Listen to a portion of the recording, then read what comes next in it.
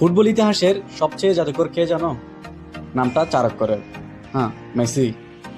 1987 সালে আর্জেন্টিনায় জন্ম Lionel Andre মেসির। ছোটবেলায় হরমোন সমস্যার কারণে তার উচ্চতা বাড়ছিল না।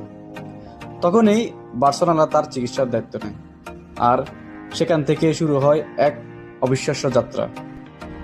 বার্সেলোনার হয়ে মেসি জিতেছেন 10টি লা লিগা, 4টি চ্যাম্পিয়ন লিগ এবং করেছেন 670-এর অধিক গোল, যা এক ক্লাবের হয়ে সর্বোচ্চ গোল।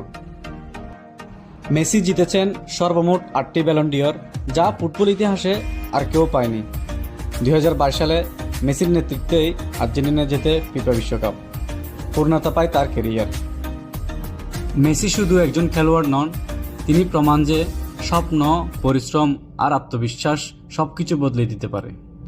এই ধরনের আরও ভিডিও পেতে চ্যানেলটি সাবস্ক্রাইব করুন।